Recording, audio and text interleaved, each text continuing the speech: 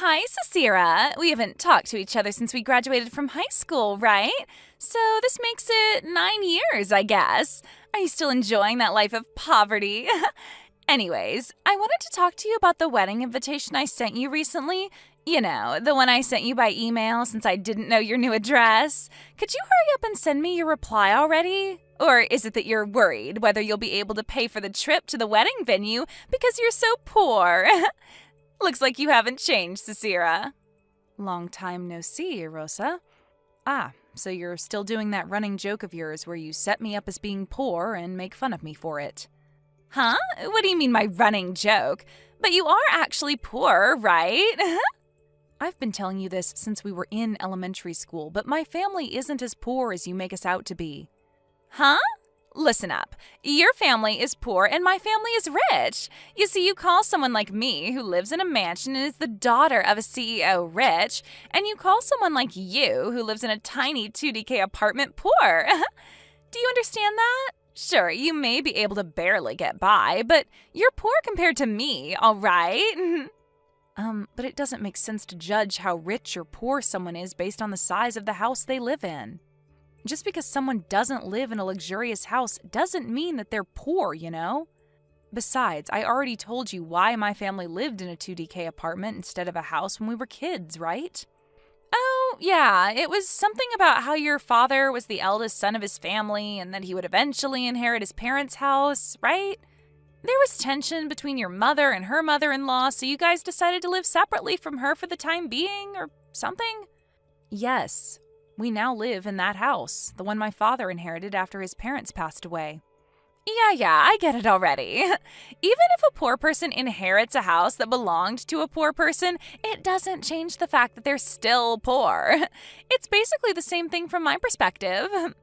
So you don't actually understand, huh? Anyways, we got off topic. I was talking about the wedding invitation I sent you by email. I need you to send me your reply as soon as possible. Oh, you were getting married, right? I was about to contact you about that wedding invitation myself, so this was good timing. Huh? What do you mean you were going to contact me about it? Why not just reply to my email? You see, for some reason I got multiple wedding invitations for your wedding. Huh? Yeah, I received two, one from your husband and one from you. What? Really? The other wedding invitation was for both me and my husband to come, but yours was just for me. Wait, you were married? Yeah, I just got married last year. But you never invited me to your wedding. Sorry, but only family was invited to our wedding ceremony. Oh, I get it. You were too poor that you could only throw a small-scale wedding, huh? Unlike me, who's going to throw a grand wedding that's going to cost over 100,000 euros. It wasn't really a financial decision, but... Wait, but your last name didn't change. It did. I just didn't tell you about it yet.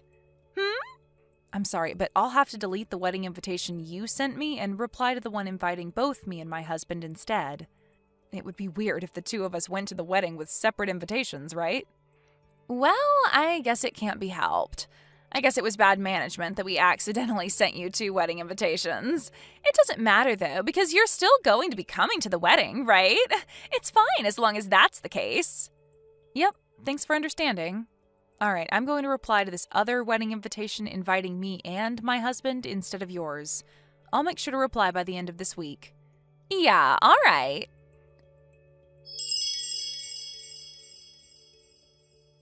Hi, Cicera. Have you arrived to the wedding venue yet? I don't think you would do something like this, but don't tell me that you suddenly changed your plans, did you? No, I haven't changed my plans. I'm currently on my way to the wedding venue. Okay. Oh, that reminds me. We're going to be serving luxurious food, the kind you probably are too poor to eat often, at the wedding reception, but I am begging you, try not to stuff your face with it, all right? Oh, and I don't think I need to tell you this, but taking it home also isn't allowed. You don't have to worry about that. You see, I had a mentor teach me basic manners when I was younger. Huh? A mentor? Are you trying to show off? There's no way someone as poor as you would be able to take lessons on manners. Only people who belong to the upper class like me receive lessons on manners. Just imagining you at such a place makes me laugh. I already told you this multiple times. My family isn't as poor as you're making us out to be. Yeah, you're poor compared to me at least.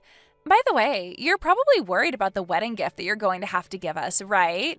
This is a wedding thrown by rich people after all. But since I'm not just rich, but kind as well, I'll let you give me only 1 cent as a wedding gift. Huh? I'm not so selfish as to make a poor person pay me money. I really won't mind even if you give me only 1 cent.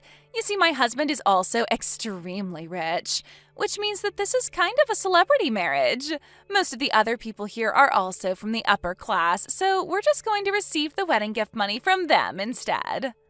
I see, but I really don't mind giving you a regular-sized wedding gift. No need to act all proud, Cicera. It's not your fault that you and your husband are poor after all. Anyways, the wedding ceremony today is probably going to be so luxurious that you probably have never even dreamed of anything like it before. But don't get all snotty when you get here just because you're jealous of my money, all right? Just try not to look like a complete idiot. I arrived at the wedding venue's parking lot, so I'll talk to you later. Oh, so you finally arrived. Look forward to the wedding reception, all right? I've got a surprise for you. Hi, Rosa. Can we talk right now? It's about me and my husband's seat at the wedding reception. What's the meaning of this placement? Oh, you finally noticed. It's a pretty hilarious seating plan, don't you think? It's not just that you didn't prepare seats for us, but it says that we're supposed to stand by the walls. Is this some kind of a joke? How did you even convince the wedding planners to let you do this? How I convinced them to do this is none of your business. You see, I thought it would be embarrassing for you two if I didn't give you positions at the wedding reception befitting of a poor person. Oh, don't worry about the food, though. We're going to give you the same food as everyone else. You see, I was thinking at first to only give you guys some chips and beer I was going to buy at the convenience store, since you were only going to give me 1 cent as a wedding gift after all. But I changed my mind since I thought that it wouldn't be good, since that might ruin the wedding reception's atmosphere. The other guests would feel uncomfortable if these two weirdos were standing in the corner eating chips after all, which means I'll be kind enough and just make you guys stand by the walls. First of all, I don't want you to be misunderstood, so I'll have you know that we're going to give you a standard-sized wedding gift. Huh? But how did you get that much money? We are not so poor as to not be able to prepare even that much money. Oh, is that so? Rosa, I honestly don't care that much that you placed us like this, but does your groom know about this seating placement of yours? Because I don't think that he's going to be as uninterested in this as I am. Huh? Why do you ask? I'm the one who invited you guys, so it's my freedom as to how I place you guys at the wedding reception, right? My groom has nothing to do with this. What are you talking about? What do you mean that you're the one who invited us? But didn't I already tell you that I got 2 invitations and that I would be replying to the one that invited both me and my husband? Don't tell me, but do you seriously not know who invited us?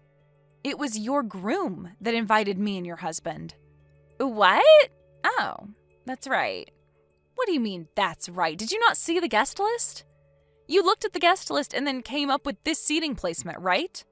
What? Oh, I guess it did say something like that on the guest list. It looks like you weren't listening to me either when I told you that I would delete the wedding invitation I received from you and reply to the one your husband sent us instead. If this was just me involved, I wouldn't even bother making a commotion out of this and just go home already. But this is just going a bit too far. Actually, I think this is going way too far. What in the world are you talking about? What, do you think my groom is going to get mad about this or something? Why would he get mad? You guys are just some random colleagues of his that he probably just invited as a courtesy. Do you seriously not know the relationship between your groom and me and my husband? We're not just some random colleagues. What? But I thought that you guys just worked at the same company, right? You guys were in the category of colleagues.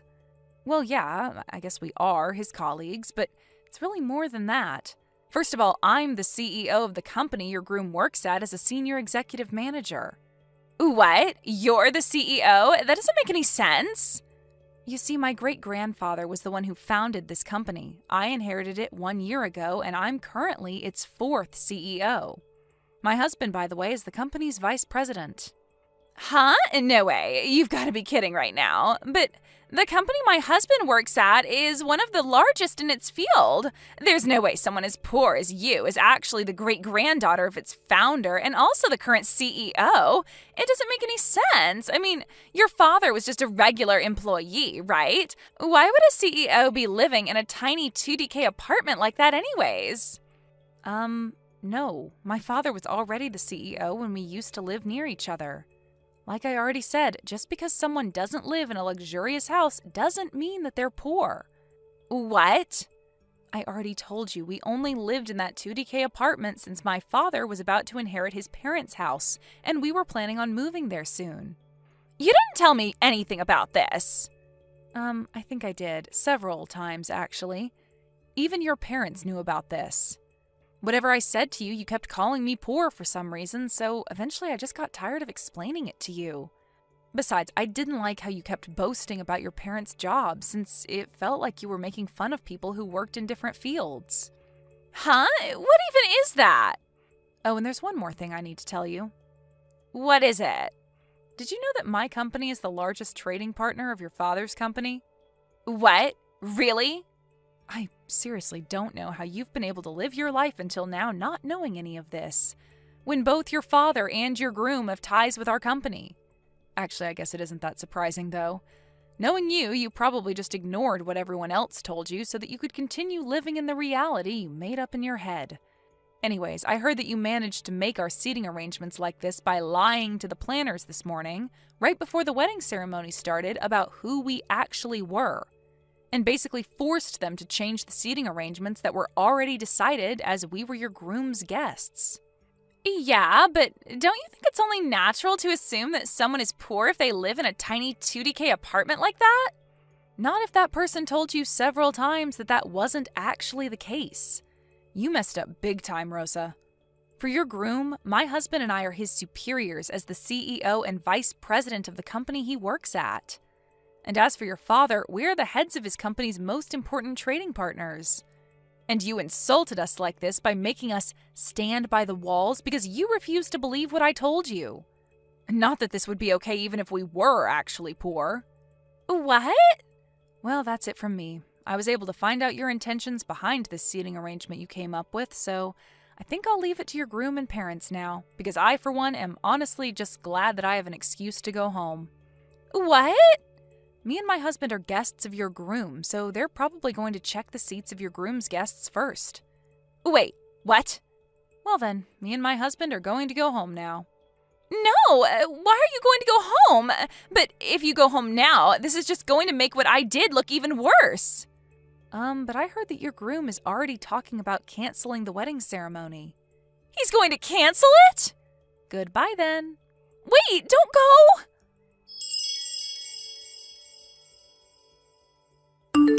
Cicera, what am I going to do about this? My marriage with my fiancé was canceled, and my parents got so furious with me that they basically cut ties with me and kicked me out of their house. Not only that, but they're making me pay for a bunch of stuff, including an alimony and the wedding ceremony's cancellation fees, and apparently I have to pay a total of over 100,000 euros. I'm the daughter of a CEO, but now I have to get a job? I didn't even do anything wrong. It was just a simple misunderstanding. I didn't know you and your husband were the CEO and the vice CEO of my husband's company. I get why everyone's mad at me, but don't you think that canceling the marriage over a simple misunderstanding is going a bit too far? I don't think that this is something serious enough for my parents to cut ties with me like that either. Besides, this is kind of your fault anyways. The only reason I thought that you were poor in the first place was because your family lived in a tiny 2DK apartment. You're partly responsible for this mess, so I think that you have a duty to help me out now, you know? Cicera? Hey, Cicera! Reply to my texts! I was eating lunch when Rosa suddenly sent me this wall of text, and I couldn't stand all the notifications, so I eventually just blocked her account. She doesn't know my current address, so I'm not worried about her trying to come to our house and do anything crazy. But I am worried that she might attempt to break into our office and make a scene, since not only was I there, but her ex-fiancé, the senior executive manager, was also. We were half expecting her to barge in at any moment, and it looks like my guess was correct. Of course, we already expected this to happen, so as soon as she tried to barge in, some of the staff pretended to welcome her and led her to the meeting room, giving her some tea and snacks as a distraction. Behind her back, though, we contacted her parents. Rosa jumped in shock when she saw her parents enter the meeting room, and she was taken away before she could even realize what was happening. Apparently, she was sent to work at a construction company famous for turning even the most wretched of society's degenerates into upstanding citizens. She now does grueling work, which is also the first kind of work she's ever done in her life, under the constant watch of her superiors, working day and night to pay off the over 100,000 euros of money she owes. Thank you for watching. Please subscribe and hit the like button. See you next time.